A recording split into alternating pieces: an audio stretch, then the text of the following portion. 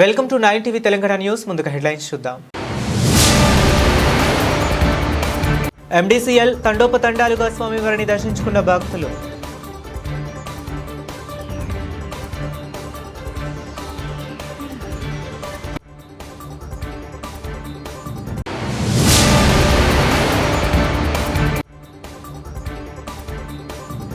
నూతన press club అధ్యక్షుడిగా RC Reddy ఏకగ్రీవ ఎన్నిక.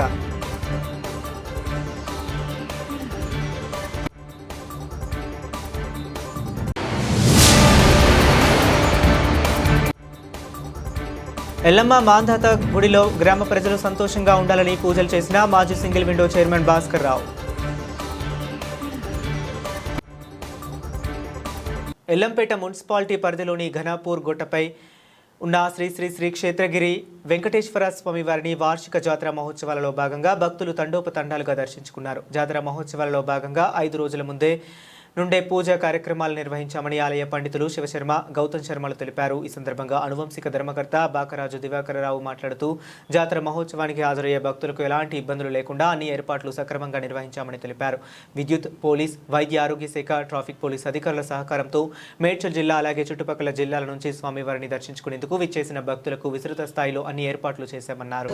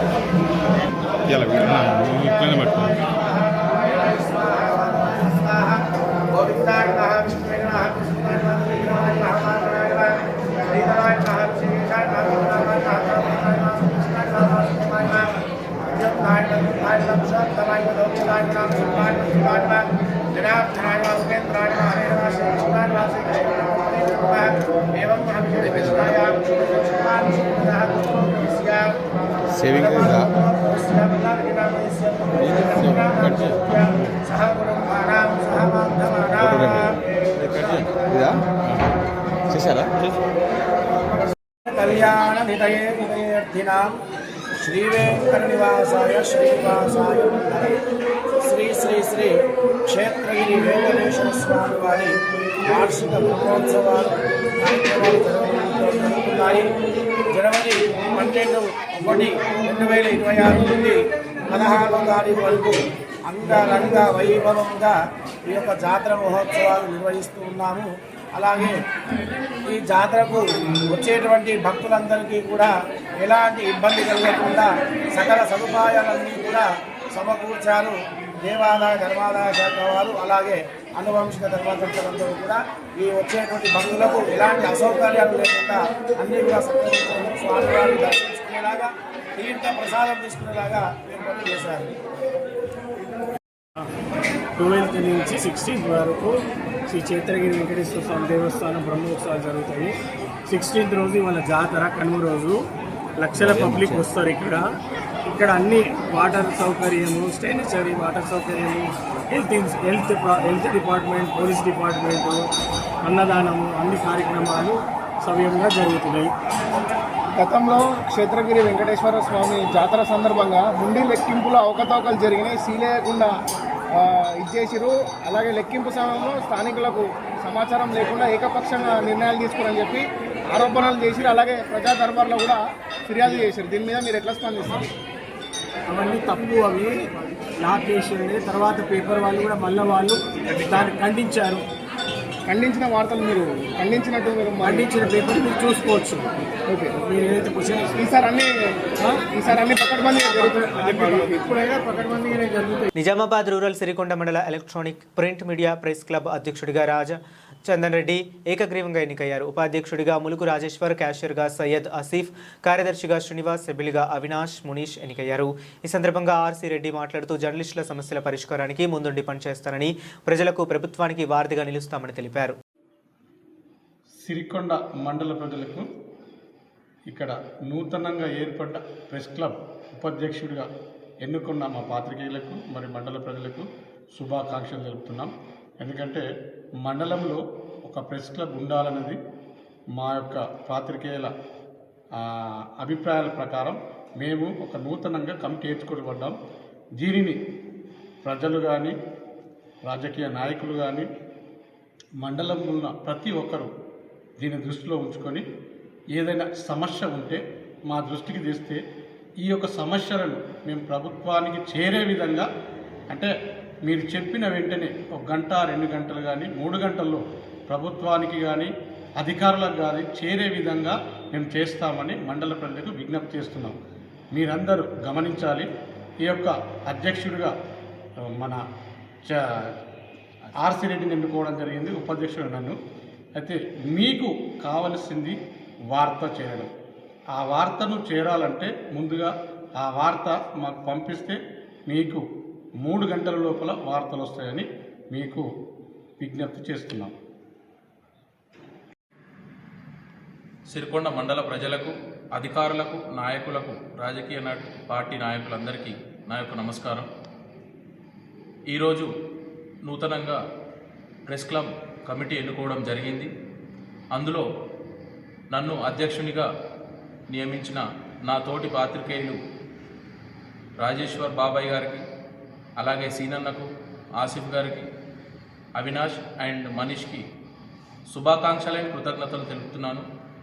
ఈ బాధ్యత నా ఒక్కరిది కాదు, మనందరిది. కాబట్టి ఈ యొక్క బాధ్యతను సక్రమంగా నిర్వహించి మన పాత్రికేయులకు ఎలాంటి సమస్యలున్నా ముందుండి నడిపించి ఈ సమస్యలను తీర్చే విధంగా మీ అందరినీ ముందుకు తీసుకువెళ్తానని, అలాగే ప్రజలకు ఒక విజ్ఞప్తి, మండలంలో ఎలాంటి సమస్యలున్నా మా దృష్టికి తీసుకురండి. మీకు త్వరగతిన 1 గంట 2 గంటల్లోనే ఈ యొక్క న్యూస్ని చేరవేయడం జరుగుతుంది. మాకు పర్సనల్గా కానీ మా సభ్యులకు ఎవరికి కూడా సమాచారం ఇచ్చినా మేము రావడం జరుగుతుంది. అలాగే మీ యొక్క సమస్యలని ప్రభుత్వాన్ని దృష్టికి తీసుకెళ్ళడం జరుగుతుంది. ఇన్ని రోజుల నుంచి ఈ యొక్క ప్రెస్ క్లబ్ కమిటీ అనేది లేనందున ఈ యొక్క నిర్ణయం మేము తీసుకున్నాం. మాది ఎలక్ట్రానిక్ అండ్ ప్రింట్ మీడియా ఉంటుంది కాబట్టి మండల ప్రజలు గమనించి మమ్మల్ని ఆహ్వానించాలని కోరుతున్నాము. అలాగే నాకు ఈ అవకాశం ఇచ్చినటువంటి నా తోటి పాత్రికేయ మిత్రులందరికీ మరొకసారి ధన్యవాదాలు తెలుపుతున్నాను. Thank you. నాగర్ కర్నూలు జిల్లా వెల్దండ మండలం చెర్కూరు గ్రామంలో గ్రామదేవత ఎల్లమ్మ మాందాత మాతా ఉత్సవాలలో ఉమ్మడి మండలం సింగిల్ విండో మాజీ చైర్మన్ జూపల్లి భాస్కర్రావు పాల్గొని గ్రామ దేవత ఎల్లమ్మ మాందాత మాతకు ప్రత్యేక పూజలు చేశారు. ఉత్సవాలలో ముఖ్య అతిథిగా పాల్గొన్న జూపల్లి భాస్కర్రావును నిర్వాహకులు ఘనంగా స్వాగతం పలికి శాలువాలతో సత్కరించారు. ఈ సందర్భంగా భాస్కర్రావు మాట్లాడుతూ గ్రామాలలో పండుగ సందర్భాలలో, ఉత్సవ సందర్భాలలో మానవ సంబంధాలు మెరుగుపడతాయని చెబుతూ ఇంతటి మహత్తర కార్యక్రమాన్ని నన్ను ఆహ్వానించినందుకు గ్రామ పెద్దలకు, నిర్వాహకులకు ధన్యవాదాలు తెలియజేశారు. గ్రామదేవత ఎల్లమ్మ మాందాతను గ్రామ ప్రజలందరూ సుభిక్షంగా ఉండేటట్లు చూడాలని కోరుతున్నానని తెలియజేశారు. అనంతరం గ్రామంలో సంక్రాంతి సందర్భంగా నిర్వహించిన క్రికెట్ పోటీలను పరిశీలించి క్రీడాకారులను ఉద్దేశించి మాట్లాడుతూ క్రీడలు నిర్వహించడం వల్ల కుల మతాలకు అతీతంగా ఐక్యతను చాటుతామని, క్రీడల్లో గెలుపోటములు సహజమని, భేషజాలకు పోకుండా క్రీడలకు ఆనందాన్ని ఆస్వాదించాలని కోరారు. ఈ కార్యక్రమంలో గ్రామ పెద్దలు, పరిసర గ్రామ సర్పంచ్లు తదితరులు పాల్గొన్నారు.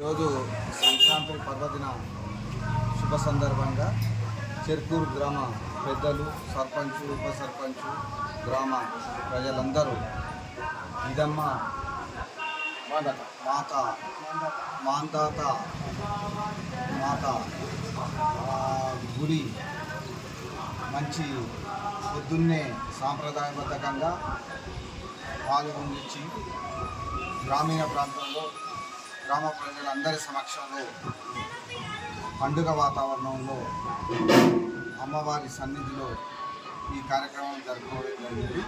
ఇందులో భాగంగా గ్రామ పెద్దలు, గ్రామ సర్పంచ్, గ్రామ ఉప సర్పంచ్ అందరూ వారి ఆహ్వానం మేరకు అమ్మవారిని దర్శించుకొని అమ్మవారి ఆశీస్సులు గ్రామ ప్రజలకు అందరికీ నిండుగా ఉండాలని కోరుకుంటూ ప్రతి ఒక్కరికి గ్రామ ప్రజలందరికీ సంక్రాంతి పర్వదిన శుభాకాంక్షలు తెలియజేస్తున్నాను. సంక్రాంతి సంబరాల్లో భాగంగా చెదురెల్లి గ్రామ పంచాయతీ దానికి అనుసంధానంగా ఉన్న తండలు మీరందరూ ఈ సంక్రాంతి ఉత్సవాన్ని ఓ క్రికెట్ టోర్నమెంట్స్ నిర్వహించుకొని అందులో అందరినీ పార్టిసిపేట్ చేసి గ్రామ సర్పంచు, గ్రామ ఉప సర్పంచు, గ్రామ పెద్దలు, కోఆర్డినేటర్సు, అదేవిధంగా యువకులు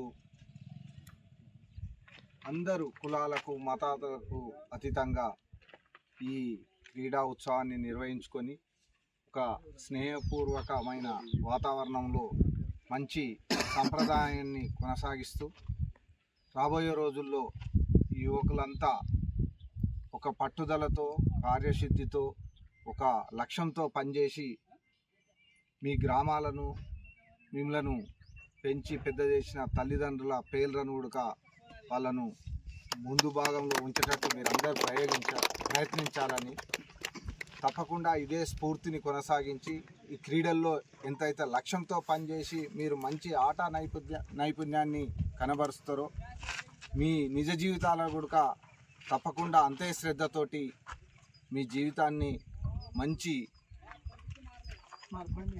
మార్గం వైపు నడుపుకొని మీరు అదేవిధంగా మిమ్మల్ని నమ్ముకున్న కుటుంబాలు మంచిగా ఉండాలని ఆ భగవంతుని ఇట్లాంటి పండుగలను, సంస్కృతిని కొనసాగించాలని కోరుకుంటూ సాధారణంగా మీరందరూ నన్ను ఇక్కడ ఆహ్వానించి ఈ కార్యక్రమంలో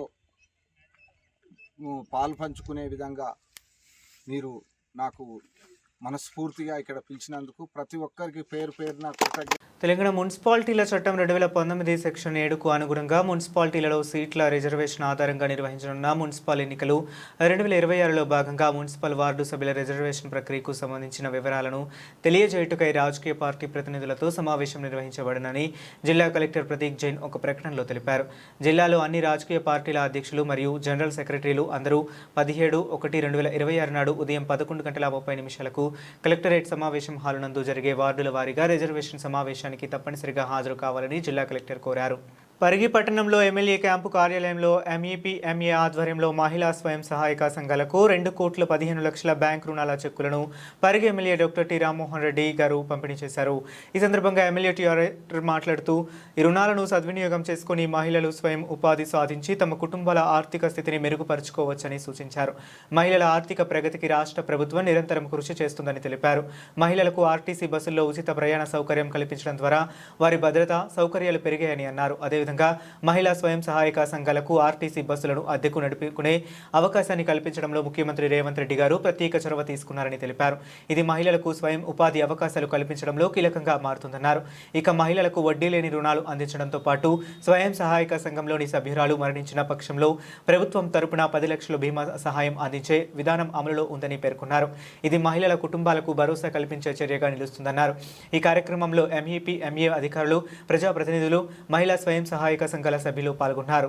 నల్గొండ జిల్లా మర్రిగూడ మండలం కుదాబక్షిపల్లి గ్రామంలో సంక్రాంతి పండుగ సంబరాల్లో భాగంగా పిఎస్ఆర్ యువసేన ఆధ్వర్యంలో క్రికెట్ టోర్నమెంట్ క్రీడోత్సవాలు ప్రారంభించిన మర్రిగూడ మండలం మాజీ జెడ్పీటీసీ పాసం సురేందర్ రెడ్డి ఈ సందర్భంగా మాట్లాడుతూ యువకులు మద్యపానానికి, చెడు అలవాట్లకు దూరంగా ఉండి క్రీడల్లో బాగా రాణించి భవిష్యత్తులో మంచి పేరు తెచ్చుకోవాలి అని అన్నారు. క్రీడాకారుల కోసం ఎల్లప్పుడూ నేను అండగా ఉంటాను, యువకులను ప్రోత్సహిస్తాను అని అన్నారు. ఈ కార్యక్రమంలో గ్రామ సర్పంచ్ పందుల జయలక్ష్మి, పాండుగౌడ్, ఉప సర్పంచ్ షబీర్, వార్డు సభ్యులు ఎస్ఐ బిచ్చాల, శ్రీకాంత్, యువకులు తదితరులు పాల్గొన్నారు.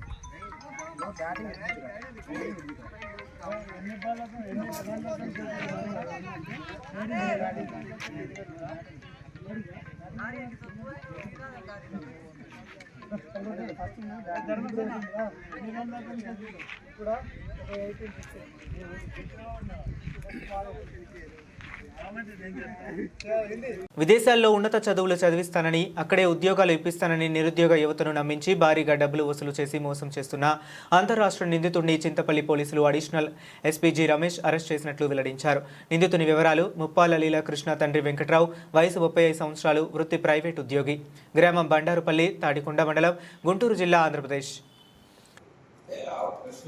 దేశాల్లో ఉన్నత చదువులు ఉద్యోగాలు ఇప్పిస్తామని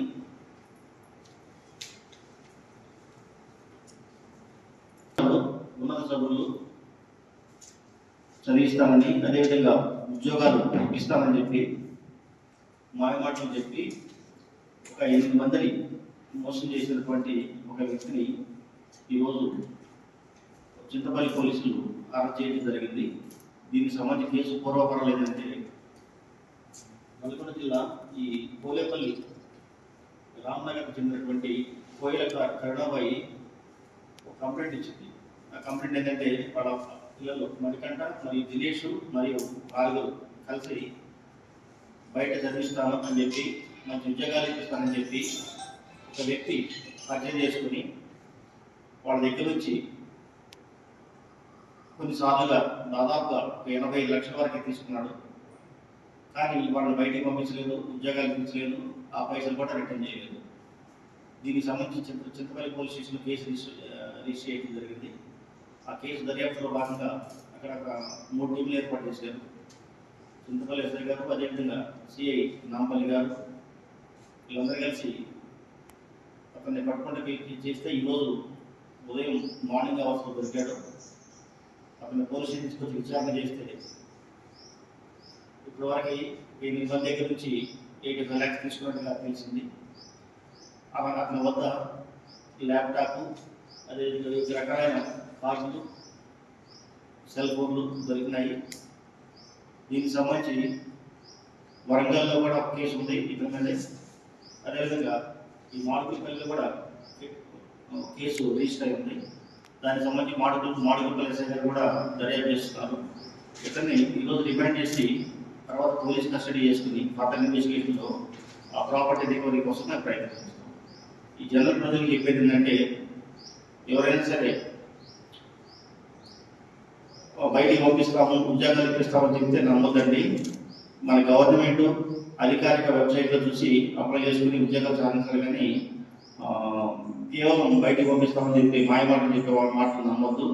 అథెంటిసిటీ ఉన్న వెబ్సైట్ మాత్రమే చూసుకుని గవర్నమెంట్ ఉద్యోగాలకు నోటిఫికేషన్ పడతాయి. ఆ పడ్డప్పుడు చూసుకుని వాటికి అప్లై చేసుకుని మంచి ఎగ్జామ్ రాస్తే ఆటోమేటిక్గా పైసలు ఖర్చు కాకుండా మనం సెలెక్ట్ కావచ్చు. యువత త్వరపడండి, మోసపోవద్దు. కష్టపడితేనే ఫలితం ఉంటుంది. షార్ట్ కట్ మెథడ్లో పోతే మనకి అన్యాయం జరుగుతుంది, మనం చీటింగ్ చేయబడతాం. ఇది నల్గొండ జిల్లా నుంచి మన ఎస్పీ గారు శరత్చంద్ర పవార్ గారు ఈ విషయాన్ని ప్రజలందరికీ చెప్పమన్నారు. అందువల్ల ప్రజలందరూ కూడా అప్రమత్తంగా ఉండాలని చెప్పి నల్గొండ పోలీసుల తరఫున మేము విజ్ఞప్తి చేస్తున్నాం.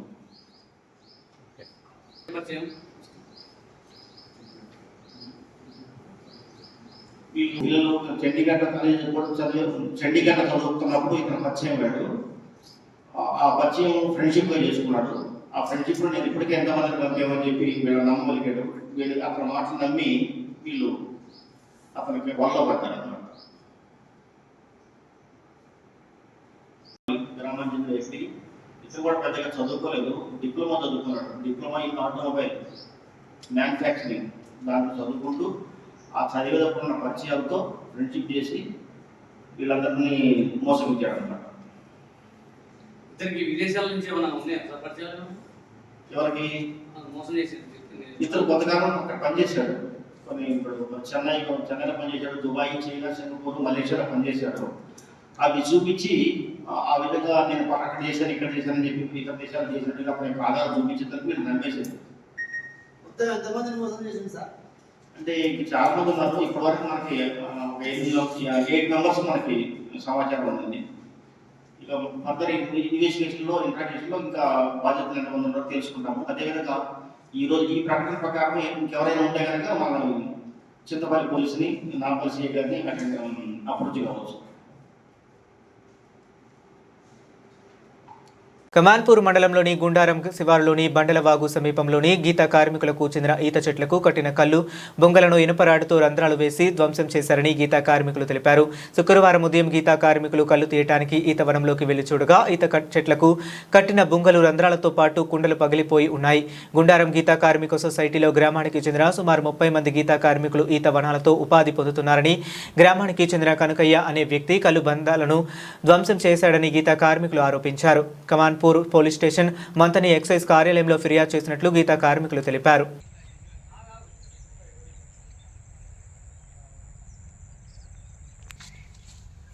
ఈరోజు కమాన్పూర్ మండల్ గుండారం గ్రామంలో గీత పారిశ్రామిక సహకార సంఘం గౌడ సంఘం మేము గత 50-60 ఏళ్ళ నుండి ఇక్కడ మేము భూమి కొనుగోలు చేసుకొని గీత పారిశ్రామిక సంఘానికి పట్టైనటువంటి 69C ఎకరా 5 గుంటల భూమిలో మా ఈతవనం ఉంది. దీనికి తోడు ఒక రైతు ఆకుల కనకయ్య అనే వ్యక్తి, ఆకుల కనకయ్య అనే రైతు ఒక 20 గుంటలు ఇందులో ఆయన ఒక 20 గుంటలు కొనుగోలు చేసుకొని తను వ్యవసాయం చేసుకుంటూ ఉండగా మా భూములకు కొంత జరిగి అక్రమంగా సాగు చేస్తుండ అని చెప్పే షాక్తోని మేము మొన్న మా గీత కార్మికులు అద్దులు ఎందుకు తీసేసినామని చెప్పి, కనీలు తీసేసినావు కదా, మా కనీల సూటిగా మేము వేసుకుంటామని చెప్పి అలా మట్టలు వేయడం జరిగింది. దీన్ని మనసులోని పెట్టుకొని మొన్న ఒక రోజు 3-4 చెట్ల బుంగలు పలగొట్టుడు జరిగింది. మళ్ళీ నిన్న నైట్ మేము గీసిపోయినాక ఇవాళ తెల్లారంగా 5 గంటల సుమారులా టోటల్గా 13 పాళ్ళ చెట్లై ఏం లేకుండా ఏ ఒక్కటి కూడా పోకుండా గైకి ఒక ఇనుప సీకు కట్టుకొని ప్రతి చెట్టుకు తిరుపుకుంటూ ఎందరిని పట్టుకొచ్చుకున్నాడో తెలియదు అయినా కానీ ప్రతి ఒక్క చెట్టుది ఇగో ఈ రకంగా బుంగలకు అన్నిటికీ రంధ్రాలు పొడిచి మళ్ళీ ఎరగనట్టుగా పొలాలకు నీళ్లు పెట్టుకుంటాడు ఆ రైతు. మరి మేము జీవనోపాధి కొరకు మేము చేసుకునే వృత్తిని మమ్మల్ని ఈ రకంగా ఆయన హింసిస్తా అంటే మరి మేము ఇంకా చూసుకుంటూ ఊరుకోలేము. కాబట్టి దీనికి చట్టపరంగానైనా మా ఆబ్కారీ చట్టపరంగానైనా ఎట్టి పరిస్థితుల్లో ఆయన మీద సరైన యాక్షన్ తీసుకొని మాకు న్యాయం చేకూర్చాలని చెప్పి గౌడ సంఘం తరపు నుంచి నేను బొల్లెపల్లి శంకర్ గౌడ్ గుండారం గౌడ సంఘం తరపు నుంచి నేను విన్నవించుకుంటున్నాను. గోదావరికని కళ్యాణ్ నగర్లోని త్రివేణి కాంప్లెక్స్లో గోదావరికని టేబుల్ టెన్నిస్ అకాడమీ ఈ నెల 18వ తేదీన ముఖ్య అతిథుల చేతుల మీదుగా ప్రారంభించనున్నట్లు అకాడమిక్ నిర్వాహకులు చీఫ్ కోచ్ ఎస్కే సలీం తెలిపారు. ఈ సందర్భంగా ఆయన మాట్లాడుతూ రాష్ట్ర స్థాయి టేబుల్ టెన్నిస్ పోటీలలో గోదావరికని సరైన ప్రాతినిధ్యం లేకపోవడం బాధాకరమని అన్నారు. మారుమూల ప్రాంతాలైన గుర్రపల్లి, సుల్తానాబాద్ వంటి ప్రాంతాల నుంచి కూడా పలువురు క్రీడాకారులు రాష్ట్ర స్థాయి పోటీల్లో పాల్గొంటున్నప్పటికీ గోదావరికని ప్రాంతానికి అవకాశాలు అందుబాటులో లేకపోవడానికి ప్రధాన కారణం సరైన క్రీడా వసతులు లేకపోవటమేనని ఆవేదన వ్యక్తం చేశారు. సింగిల్స్ విజయానికి 500, డబుల్స్ విభాగానికి 1000 ఎంట్రీ ఫీజుగా నిర్ణయించినట్లు పేర్కొన్నారు. ఇంకా ఈ కార్యక్రమంలో సలీంతో పాటు క్రీడాకారులు మేకల క్రాంతికుమార్, గడ్డం రమేష్, వెంకటరమణ తదితరులు పాల్గొన్నారు.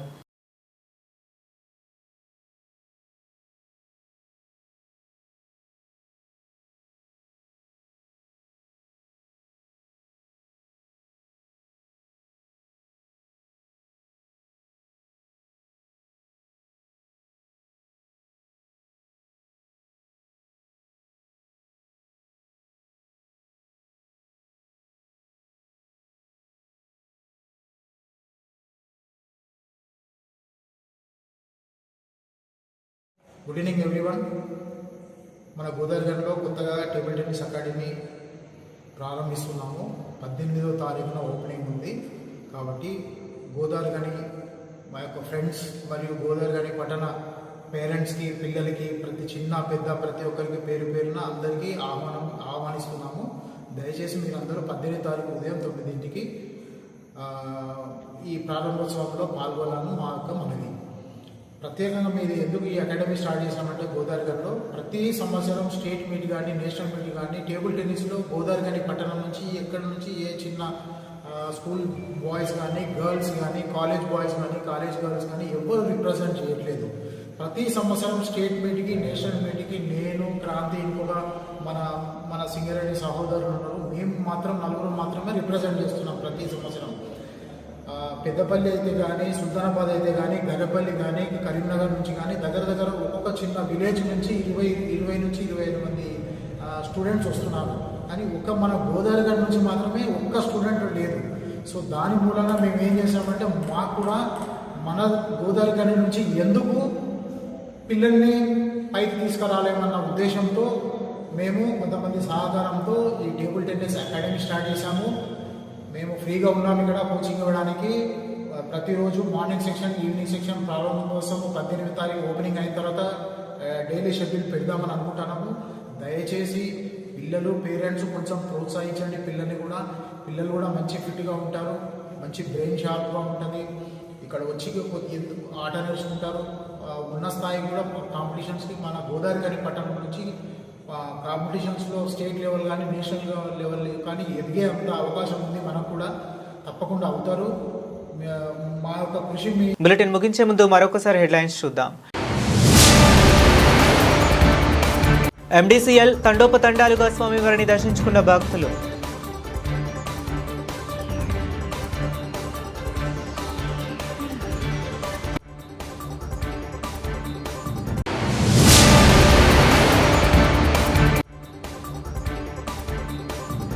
నూతన ప్రెస్ క్లబ్ అధ్యక్షుడిగా ఆర్సి రెడ్డి ఏకగ్రీవ ఎన్నిక.